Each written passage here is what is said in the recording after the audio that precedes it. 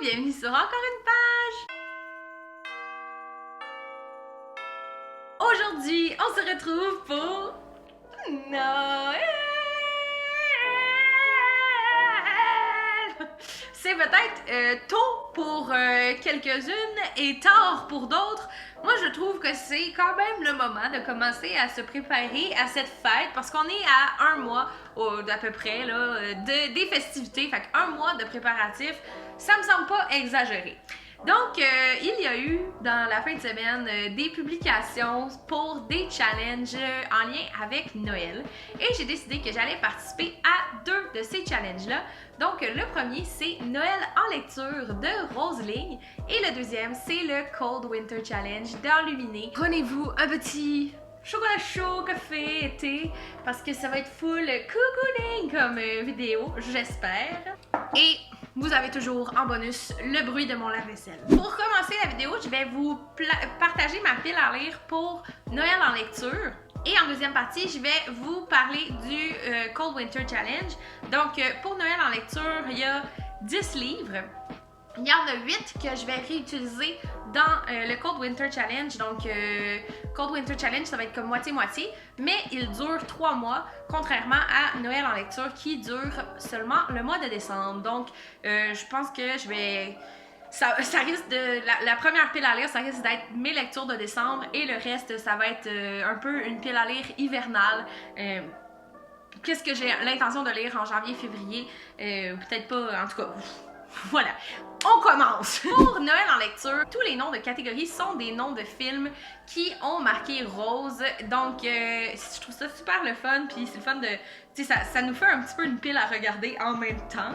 Ça veut pas dire que je vais tout regarder ça, mais c'est vrai que c'est des films assez classiques de Noël. Donc, première catégorie, c'est le sapin à des boules et pour ça, il faut lire chick lit, roman léger, roman humoristique et pour moi, ça sonne un peu feel good. Et qu'est-ce qui me fait sentir bien ces temps-ci? C'est la série du Garçon sorcière, donc c'est le 3e tome, La sorcière du solstice de Molly Knox Ostertag, publié chez Scholastic. Deuxième catégorie, c'est Maman, j'ai raté l'avion. Et pour ce faire, pour la réaliser, il faut lire un livre dont on n'a jamais lu l'auteur, qui est comme nouveau un peu pour nous. Et moi, j'ai décidé de lire Soda Mousse de Mélanie Janard et les illustrations de Agathe Bré-Bourret, publié chez La Bagnole. C'est un album jeunesse. Mel Janard, moi j'adore la suivre sur Instagram. Elle a commencé surtout sur YouTube. En ce moment, c'est pas son médium de prédilection, je dirais. Mais elle est vraiment le fun. Puis c'est comme une travailleuse culturelle. Puis j'avais vraiment envie de l'encourager. Puis honnêtement, j'adore l'illustration. La couverture, je la trouve très belle. Je veux lire ce qu'elle fait. Et j'ai pas lu, je sais c'est pas son premier roman. C'est pas un roman, mais c'est pas sa première publication. Mais je n'ai jamais rien lu de ce qu'elle faisait avant, donc pour moi, ce sera une première. Ensuite, L'étrange Noël de Monsieur Jack, c'est un livre de science-fiction, fantasy, fantastique. Et moi, j'ai choisi le 3e tome de La Passe Miroir, La mémoire de Babel de Christelle Dabos et c'est publié chez Gallimard Jeunesse. Ça fait des mois que je veux lire le 3e tome. J'aurais aimé en fait avoir terminé la série en décembre, mais ça n'a pas donné. Parce que c'est quand même une grosse brique pour moi. Moi qui lis pas beaucoup des gros livres, je trouve que c'est beaucoup. Mais j'aime cet univers, j'ai tellement envie de m'y replonger. Je sais que le 2e tome, il avait été un petit peu plus lent que le premier. Puis je sais que lui, c'est celui que les gens ont le moins aimé.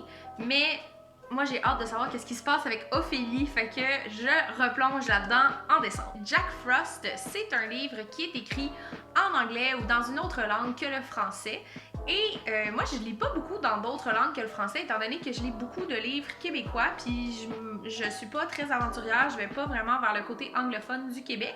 Mais j'ai décidé de lire The Polar Express, qui est le conte derrière le film du Boreal Express. Donc, j'ai adoré ce film-là. Moi, je me rappelle d'être allée le voir pour ma fête au cinéma avec des amis comme je pense que c'était ma fête de 10 ans, là, ou quelque chose comme ça.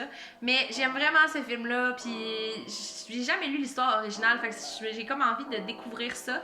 Puis, ben, c'est ça, on va le faire en décembre. Pour la catégorie Elf, le lutin, c'est un album jeunesse et moi j'ai choisi Le plus beau sapin du monde de Robert Soulière et les illustrations sont de Caton, publié chez Bayard Canada. Moi, je suis comme dans une quête d'avoir consommé tout ce que Caton a produit. J'adore ses illustrations, j'aime beaucoup aussi ses textes. Elle écrit pas dans tout ce qu'elle publie, mais j'aime beaucoup cet artiste-là, fait que j'avais envie de continuer cette quête-là dans le challenge d'hiver, fait que j'étais contente de voir qu'il y avait un album de Noël. Pour la catégorie Le Grinch, qui est entre parenthèses mon film préféré de tous les temps, même pas de Noël, c'est vraiment un film que j'adore. Il faut lire un thriller, polar, policier, suspense, et moi j'ai choisi Sueur froide de Anne-Brigitte Renaud et M. Plummer. Je sais pas qui est M. Plummer et quel est son apport dans ce livre-là, mais en fait c'est comme un roman policier un peu qui se passe dans le Grand Nord du Québec, au Nunavik, et je crois que c'est une autrice française qui a écrit ça en genre de collaboration avec France Québec. Ça a vraiment l'air bon. C'est publié chez les éditions de Chauve-souris. En tout cas, j'ai vraiment hâte de découvrir ce livre-là. C'est un livre que je voulais lire l'an dernier puis que j'ai finalement pas fait, mais je suis très intriguée par ce livre-là, surtout comme l'espèce de dessin ici qui est magnifique avec le petit loup blanc. Ça a trop l'air bon. Pour Miracle sur la 34e rue, il faut lire le livre avec notre couverture préférée. Et moi, j'ai décidé de lire Longs cheveux roux de... Je me rappelle pas c'est qui l'autrice, mais c'est un roman graphique publié chez Pawpaw. J'avais à lire ça pour mon défi du fil rouge, qui est de lire un livre publié chez ma maison d'édition préférée. Moi, c'est Pawpaw. Et il y avait comme une vente pour leur anniversaire, puis ce livre-là m'a tellement interpellée par la couverture, je le trouvais magnifique, fait que je me suis dit... 2 en 1, je fais comble 2 catégories dans ma vie. Ça, moi, vous savez que j'adore faire ça. Puis, c'est ça, j'ai choisi de lire Longs cheveux roux. Là, je pointe là comme s'il était là, mais je vais mettre l'image. Pour la catégorie Le Pôle Express, il faut lire un livre qui a été adapté au cinéma ou vice-versa. Et moi, j'ai choisi de lire le célèbre conte de Scrooge de Charles Dickens que je n'ai jamais lu. J'ai vraiment hâte de découvrir l'œuvre derrière toutes les adaptations. Là, moi, l'adaptation qui m'a le plus marqué, c'est celle de Mickey Mouse. Je sais pas si vous vous en rappelez, c'est vraiment c'est vieux là.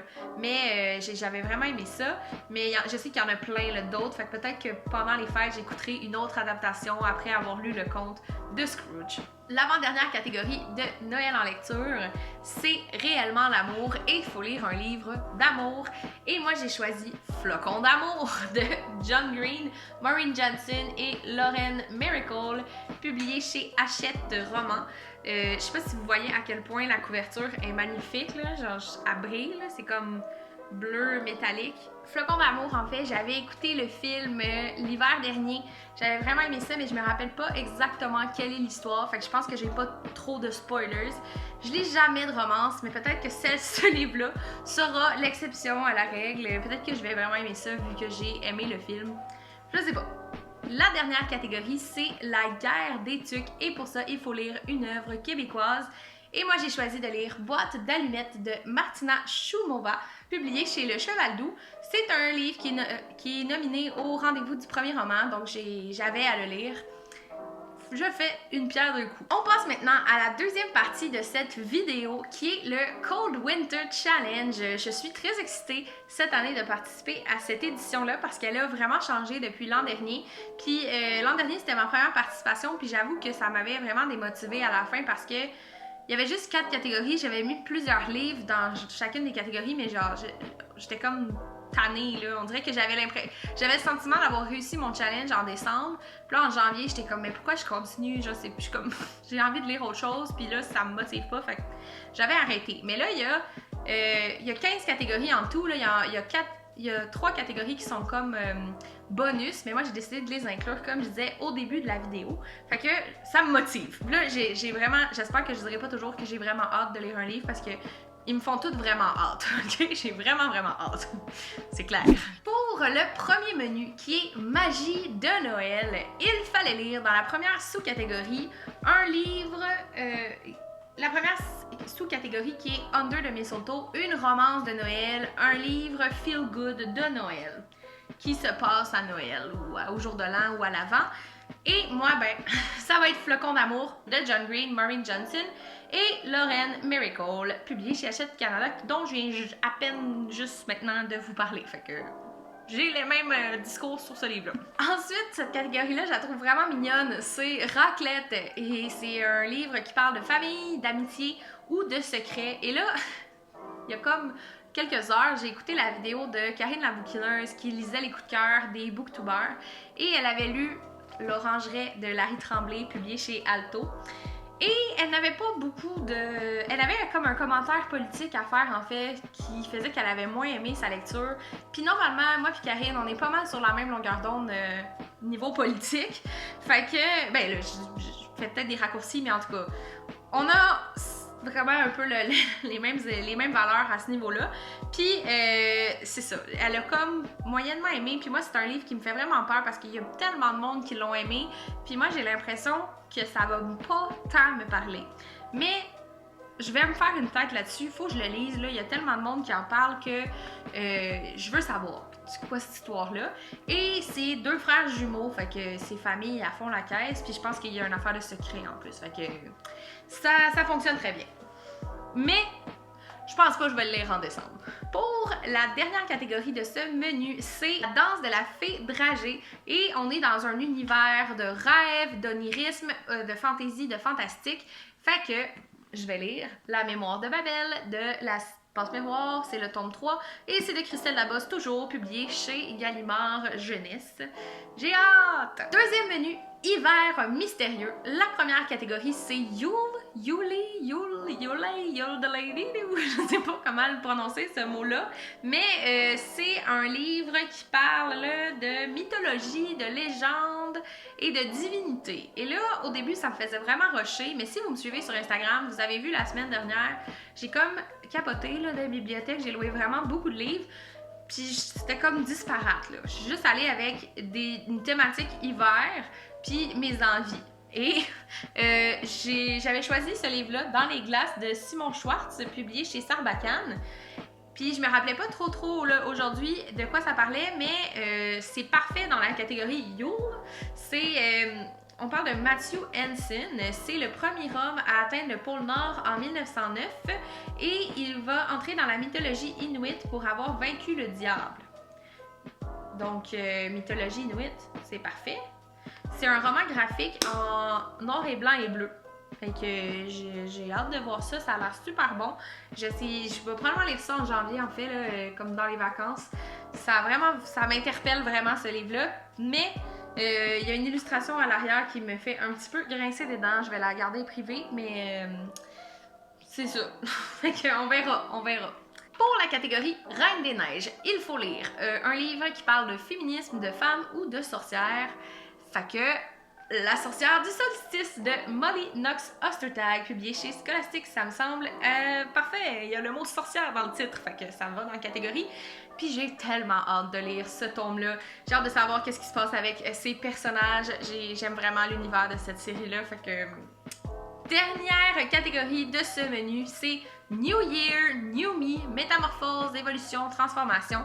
Et j'ai choisi La Vin de Audrey Bollé, publié chez Mécanique Générale. C'est une bande dessinée où on va suivre une jeune fille dans la vingtaine qui va traverser la vingtaine en fait et l'autoroute 20 aussi. Fait que ça me semble assez intéressant. Puis les thématiques abordées, c'est toutes des thématiques qui m'interpellent puis aussi qui, pour moi, ont évolué, se sont transformées dans ma vingtaine. Donc, c'est la famille, l'amitié, la notion de réussite, l'orientation sexuelle, l'exode vers les grandes villes et la santé mentale à l'université. Fait que je trouve que c'est des thématiques qui ont vraiment du potentiel dans la catégorie là, transformation-évolution. C'est des trucs d'actualité, puis ça l'était peut-être moins là, avant là, l'anxiété à l'université, peut-être qu'on en parlait un peu moins. Aussi, l'orientation sexuelle, c'est vraiment... c'est quelque chose qui change, là, qui se transforme, qui évolue, surtout dans la vingtaine. Là, c'est quelque chose qui se précise peut-être. Donc, j'ai hâte de voir. J'ai vraiment... comment je pourrais le dire autrement que j'ai hâte de voir. Mais ce livre-là me tente à fond. Prochain menu, marcher ensemble dans la neige. Je pense que c'est un clin d'œil à l'ancien menu qui était marcher dans la neige. Il y a comme un aspect commun qui s'est rajouté. Première catégorie, c'est les reines du Père Noël. Et là, c'est animaux, écologie, nature writing, je pense. Nature, oui, c'est ça. Nature. Et c'est un livre que je voulais lire l'an dernier, mais que finalement je n'ai pas fait. Et c'est la bande dessinée Hiver nucléaire de Cab et c'est publié chez Front Froid. Dans cette bande dessinée-là, il y a eu un accident dans une centrale nucléaire qui fait que maintenant tout le Québec est constamment plongé dans la saison de l'hiver. Il n'y a plus d'été, il n'y a plus d'autres saisons. Et on va suivre des protagonistes qui doivent continuer leur vie, leurs aventures, malgré le fait que ce soit l'hiver à tout moment.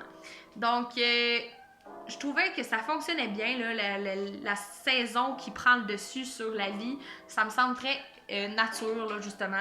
Mais bon, peut-être que j'étire un peu le mot-clé, mais ils ont dit qu'on pouvait étirer comme on voulait, fait que je prends ça au pied de la lettre. La prochaine catégorie s'appelle Aurore boréale et c'est un livre qui parle de voyage, périple, aventure. Hello, c'est moi au montage, bien effoiré. J'ai changé d'avis pour cette catégorie-là parce que en fait, je vais lire The Polar Express en décembre pour Noël en lecture, puis ça parle d'un voyage à travers le pôle Nord, donc je sais pas pourquoi j'avais pas fait le lien avant. Et pour la catégorie Carol of the Bells, fallait lire un roman choral, un roman où il y a plusieurs points de vue, plusieurs histoires qui s'entremêlent. Et s'il y a bien une matière qu'on prend plaisir à emmêler, c'est la laine. Donc, Petite laine d'Amélie Panton, publiée chez les éditions de ta mère. C'est une histoire où on va suivre une protagoniste ainsi que Marjolaine, Alexandra et Marie, trois vieilles dames qui ont, avec Zina, leur amie disparue, fondé un collectif de tricot graffiti dans leur vingtaine au début du 21e siècle. Ah, est-ce que ça se passe dans le futur? Je sais pas. Mais c'est ça, on va suivre la destinée de plusieurs personnages. Et moi, Amélie Panton, ça avait été un gros coup de cœur cet été avec le roman Comme une chaleur de feu de camp. J'avais vraiment aimé ce livre-là. Fait que j'avais hâte de redécouvrir ce qu'elle avait à nous dire. J'aime beaucoup sa plume. Et mon amie Marie-Pierre d'Internet m'a vraiment conseillé ce livre-là chaudement. Et à date, les recommandations qu'elle m'a fait m'ont toujours plu. Fait que j'y fais confiance, puis je pense que je vais vraiment aimer Petite laine. Avant-dernier menu, hiver obscur. Et la première catégorie, c'est fantômes des Noëls passés. Et là, il faut lire un livre qui parle de fantômes, de revenants, ou qui parle d'une traversée à travers les époques. Fait que, quoi de mieux que Scrooge, qui est littéralement les fantômes des Noëls passés. Je lisais pour Noël en lecture, fait que je le fais aussi pour le Cold Winter Challenge, c'est parfait pour la catégorie. Frissonner sous un plaid, c'est notre prochaine catégorie et là c'est thriller, suspense, horreur, épouvante. Je pense que ça fait référence à l'ancien menu qui était Noël ensanglanté, mais là, frissonner sous un plaid, on s'entend que c'est pas mal plus doux. Ça va avec la personnalité d'Enluminée qui est pas une grande fan de l'horreur. Moi, j'ai décidé de lire Terminal Grand Nord. C'est un roman policier écrit par Isabelle Lafortune, publié chez XYZ. Ah ben je dis policier, mais c'est écrit roman noir, là. Mais j'ai pas l'habitude de lire des romans policiers écrits par des femmes. Je sais pas, j'y vais pas vers ça. J'en lis pas beaucoup des romans policiers, mais quand j'en lis, je pense que c'est plus souvent des hommes. Fait que j'ai espoir que ça fasse une différence. Que c'est une affaire que j'aime pas de cet univers-là, c'est que c'est souvent le même genre de personnage de vieux monsieur dans la cinquantaine, 40-50, blasé de la vie, il a laissé sa femme il y a pas grand temps, il y a des amantes, il saoule à tous les soirs, puis il travaille à quelque part dans la police ou en lien avec le crime. Là. Il n'est jamais à fond dedans, là, il se ramasse investi dans cette enquête, mais malgré lui. Il me semble que c'est tout le temps ça. Mais là, je sais pas qu'est-ce que ça va être. Ça se passe dans le Grand Nord du Québec. J'ai hâte de lire ça, probablement ça aussi. Dans le congé des fêtes, je vais lire ça. Ça me semble approprié, là, tu sais, il me semble que tu te plonges là-dedans. Je pense que c'est dit un premier roman bourré d'ombre que vous aurez envie de dévorer en 1 ou 2 soirées. C'est pile ce que j'ai envie de faire, fait que parfait. Et la dernière catégorie de ce menu, c'est Nuit du solstice. Et là, c'est une courte lecture de 350 pages et moins. Donc, Sueur froide de Anne-Brigitte Renaud et M. Plummer, publié chez les éditions de la Chauve-souris, me semble parfait pour la catégorie, comme c'est un roman jeunesse qui fait 200 pages. Je pense qu'on reste encore dans cet esprit-là de hiver obscur, sueur froide, les glaciers. Et maintenant, le menu bonus, le menu extra, le menu bonbon, je sais pas trop comment je vais l'appeler, étant donné que je n'ai pas à le faire, mais je décide de le faire pareil. Ça s'appelle Au chaud devant la cheminée. Et la première catégorie, c'est grands enfants. Donc, un livre jeunesse ou un album jeunesse. Et moi, ce sera Virginia Woolf de Kyo MacLear et Isabelle Arsenault, publié chez les éditions de La Pastèque.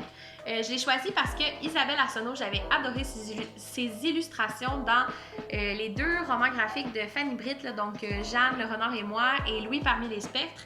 C'est la même qui a fait Virginia Woolf pour les illustrations, puis on reconnaît un peu là, son style. J'avais tellement aimé ça, c'est ce qui m'a donné envie de replonger dans son univers, puis même la tranche est de la même couleur que les 2 autres. Je trouve ça bien beau, puis que je vais lire ça avec beaucoup d'attention. Vitrine de Noël, c'est une lecture graphique, une lecture qui contient des illustrations et qui a pour thème Noël ou l'hiver. Et moi, ce sera Le plus beau sapin du monde de Robert Soulière et les illustrations de Caton, publiées chez Bayard Canada. Finalement, dernier livre de toutes ces 2 piles à lire. La catégorie, c'est Chocolat chaud. C'est un roman qui nous fait du bien, un roman qui nous réconforte, un roman qui apporte du bien-être. Et moi, j'ai décidé de lire mon autrice préférée, que ça fait vraiment longtemps que j'ai lu. Malheureusement, j'ai comme 3 ou 4 ans de retard, là, ce qui équivaut à 3 ou 4 livres de retard sur toute son œuvre. Mais Amélie Nothomb, je l'aime vraiment et j'ai décidé de lire Les prénoms épicènes. Ces livres sont toujours publiés chez Albin Michel, mais je l'aime vraiment cette autrice-là. Et c'est ça, ça fait un bout que j'ai pas replongé dedans ses écrits. Fait que j'espère pouvoir le faire pendant l'hiver, ça me ferait vraiment du bien. Ça se lit tellement vite, j'aime vraiment ça. Puis j'aime pas tout ce qu'elle fait, mais j'aime tellement comment elle écrit que peu importe si ça me plaît ou pas, je passe un bon moment avec elle.